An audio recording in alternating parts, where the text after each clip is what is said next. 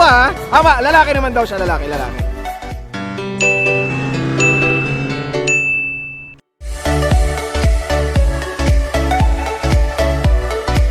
Hello motoristas! Last time, our taste buds were delighted with the best halo-halo we've tried. We also toured some beautiful places in Daet with the help of our guides. Today, we're already heading back, but not without more interesting places and food that we'll show you. Good morning! Sulit na sulit, 4:30. Diba? Imagine mo yung place na yan, no? Yung alarm ko pala, supposedly 8 a.m. yun, naka-alarm. Yung pala 9 a.m. Buti na lang kinatok ako ni brother. Kung di ako kinatok nito, malamang. Mas matagal pa sila maghihintay, di ba? Rush na tayo kasi hinihintay na tayo sa lighthouse, babalik tayo doon. And we're getting prepped. Yung iba daw dito, gusto pa ulit mag-halo-halo eh. Sino ba yun? Ay, yung dalawa nasa likod rin, no? Ay, yung dalawa. Nagustuhan niya. Tapos may sinasabi ka bro eh. Anong sabi mo tungkol sa halo-halo? Ang sarap ng halo-halo dun. Panalo. Sabi mo hindi ka mahilig talaga, no? Wala akong kahilig-hilig sa halo-halo, pero naubos ko yung halo-halo na isa pa ako. Di ba? Solo niya, naubos niya. That says a lot. Try nyo na yun. Pwede lang mag-take out eh. Mag-take out ako. Puntahan natin, balikan natin. We geared up to meet the others. We will meet them at Bagasbas Lighthouse to check out the beach and have some breakfast.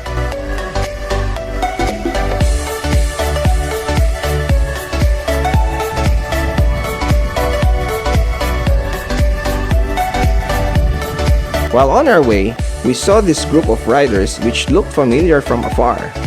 And it was actually them being led by motoristas. I, of course, made a U-turn to greet them.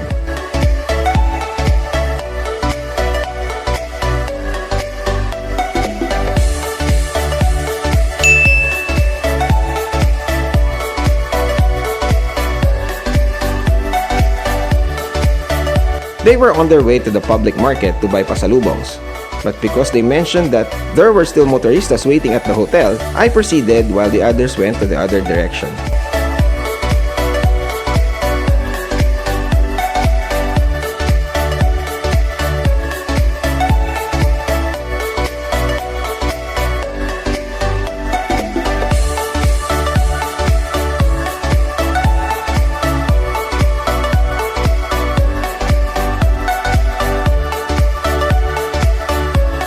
When I got there, I did not see any motoristas.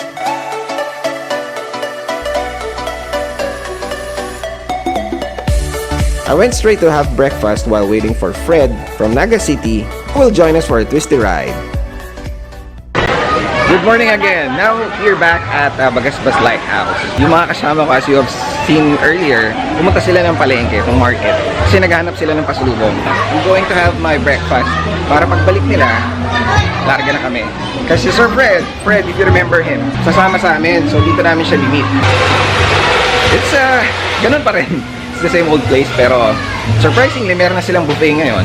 And kung makikita nyo, ang daming guests. Siguro kasi it's a weekend, Saturday and Sunday.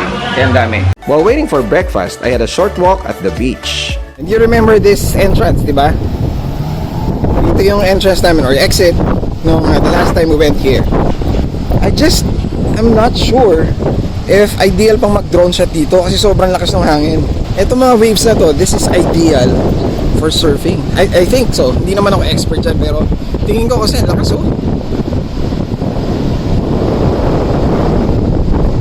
Sobrang lakas ng hangin. And of course, the famous Bagasbas Lighthouse and Caterings. Siya. You won't miss it kasi parang ito lang yung medyo high-end ng konti. Flag na yan. Ganyan lakas yung hangin.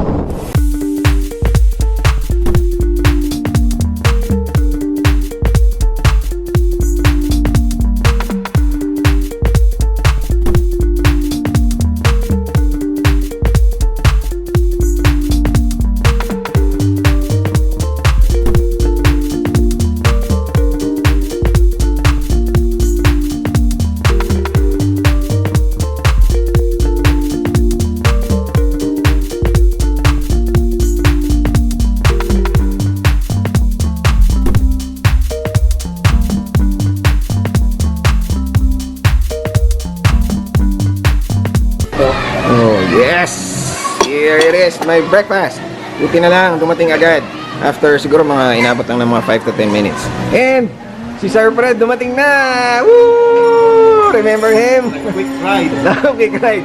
Magjo-join siya sa amin ngayon, papunta sa Santa Elena. Tapos pagdating sa Andaya, babalik na siya papuntang Naga. Alright. Gusto lang niya mag-ride talaga. Third, done with breakfast. Sir Fred is taking a call outside. And Mark is here! Yeah, and Lady Rider with her. Yeah, she wasn't able to try it last night, so yeah, she's not gonna let it pass this morning. I also ordered my own actually. Brother Eric. Ito na makakain na naman kami ng halo-halo. Tapos si Sir Fred din, oh, syempre, hindi palalampasin. Umabol. Ito nga ating kasama, si Flint, di ba? Nakahalo-halo din. At ito, kala nyo papahuli ako. This is my second halo-halo. In the last 24 hours, second na to. Kasi nga, nandito ka na rin lang. Bakit niyo pa lubos na busin, di ba? Alright. So supposedly, 11 AM take-off namin. Ang dami na naka-gear up and all. Pero dahil tinawag kami ng halo-halo, lahat kami naghalo-halo na. Ayan kami lahat, oh. Yan, lahat yan, mga yan. Gando! Nakapunta kayo ng beach? Ako na swimming pa si Bonbon ng daming energy. Grabe to, oh. Bon, di ba nag-swimming ka pa kanina? Nag-swimming ka pa? Bilib talaga ako sa energy nito, no? Marami kami nagsusumpa pa nga dun. Sunday morning nagsusumba. So, syempre, nakatambay kami dito, di ba? Tapos may humabol. Si ano, Kiki. Mr. Phil. Biscuit, ayun. Ayan, sige, pakilala ka muna. Ako po si Matt from Daet. Mula nung mag-umpisa yung vlog ni Sir about dun sa Notorious of Zigzag Road. Nandun na ako, kaya idol na idol ko to Sir JT. Saka meron ng pasalubong. Yo!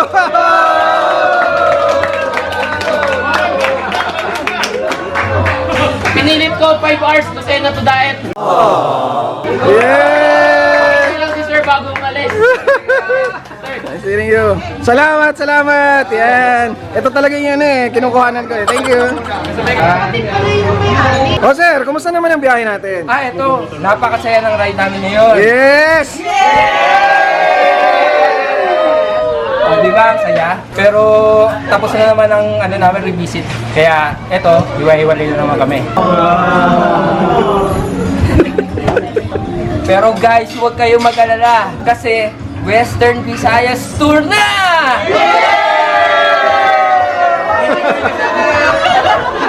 Hindi kasama. Sana payagan na ako mag-leave ng director namin. 40 days. Ang haba. Oh, sana makasama kayo, di ba? We left already and thanked the locals.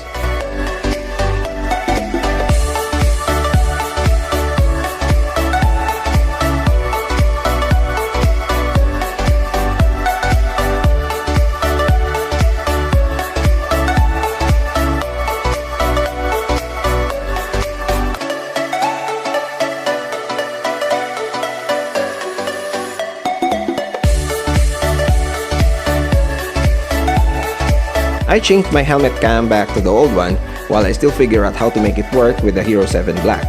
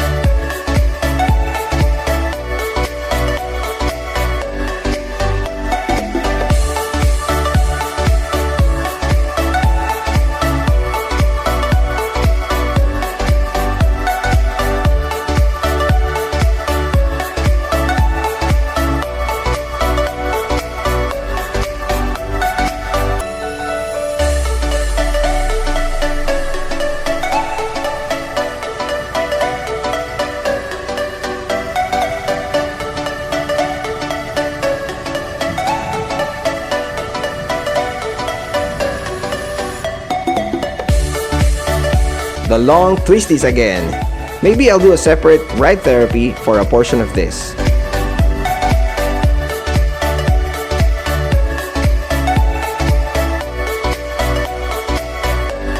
We again regrouped at Shell Santa Elena. We made it! Ayan na.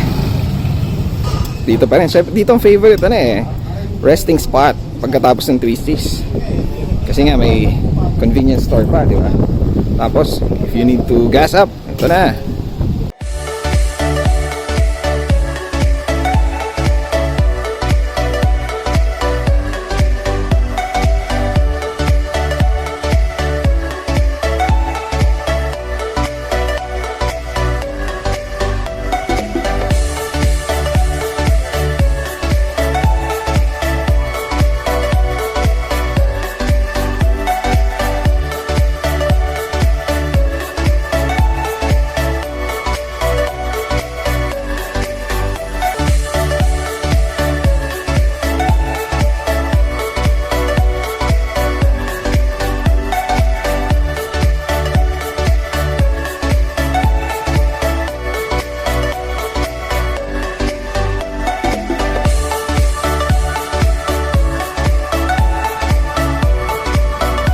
And another stop at PTT Lucena, where Fred again waited for us.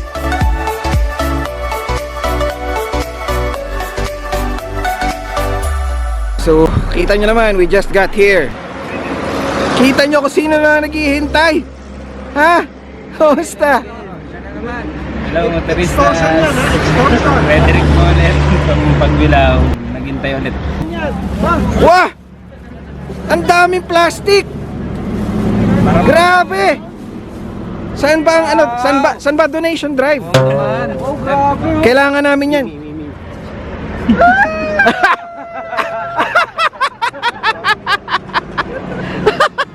Sobrang tuwa ha. Ama, lalaki naman daw siya, lalaki. Tapos tayo walang dala. Sorry, wala kaming pasalubong ha. Wow. Mani po ulit. Uy! Thank you, may manina naman ako. Hindi ko ito pamimigay, akin talaga to. Ito bro, pakita mo. Wow, thank you. Ay ako. Oh my. Tigilan kami. Ano kasama? Ano ulit? Kasabaki? Burrito niya daw yan. Parang kasama. Budin po. Budin. Kaya bas. Ang masarap din yung edge. Ang masarap din yung edge. Sino mo may sabing libre, no? Oh my. Laptop sa amin. Tapos, ayun ba Ano ba talagang gusto mo nickname, Fred? Derek na lang po. Derek.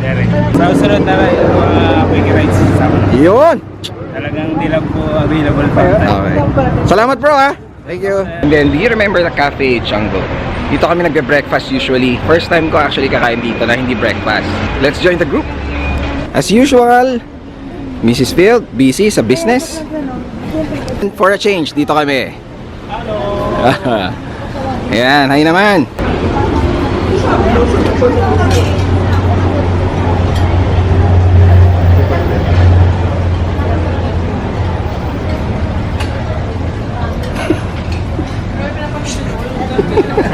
Okay, dahil it's pay as you order, pila kami dito ngayon.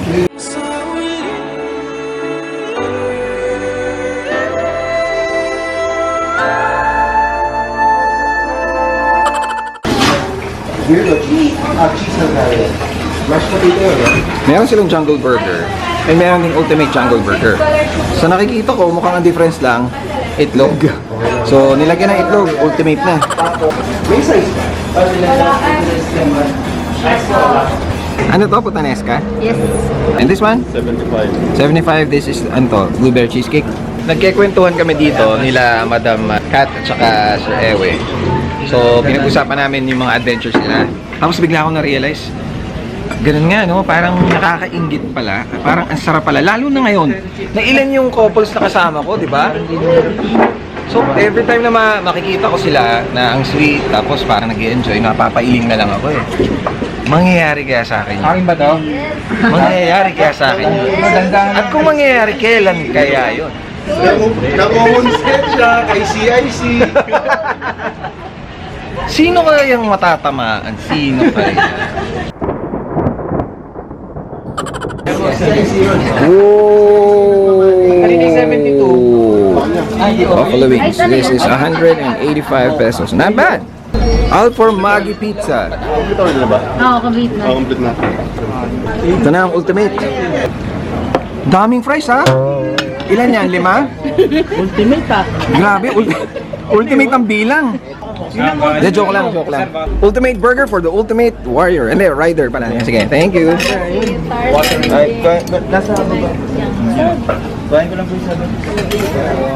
So yung sa'yo, Diba, bagay na bagay.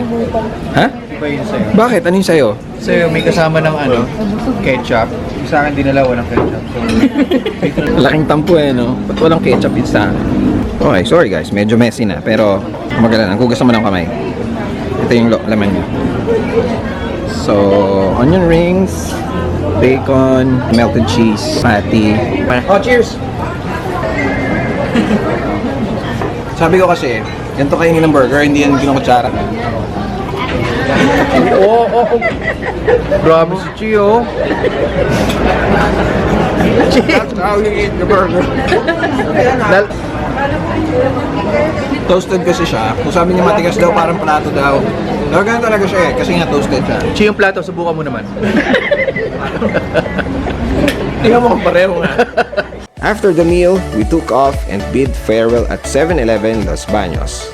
It was a short yet awesome warm-up ride. And if you ask about the halo-halo, yes, it is the best so far in my opinion. Masaya na kami sa ganitong overnight ride. And if you notice, even if we have different bikes, we all had a great time. Because in the end, it's not really about the bike, but the journey. The people you meet, the variety of food you taste, the amazing places you visit, and of course, the memories that you make. As Boyoyong said, It's not the bike, the experience.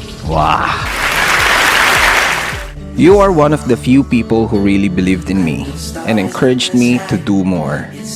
It gives me great pain to say goodbye to you. You went home too soon. Rest in peace, my friend. And I don't know where it leads, but I will learn to love you in time.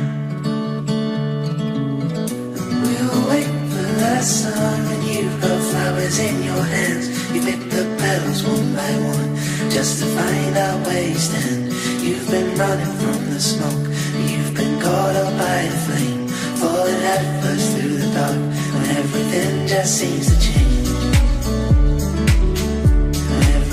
Just seems